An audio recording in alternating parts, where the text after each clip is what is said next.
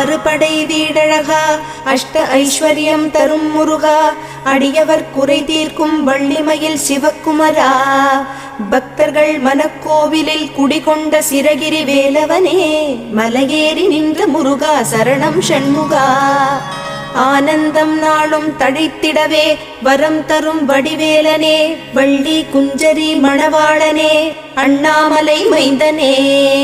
அண்டினோர்க்கு அபயமே முருகானின் கமலப்பாதமே மலையேறி நின்ற முருகா சரணம் ஷண்முகா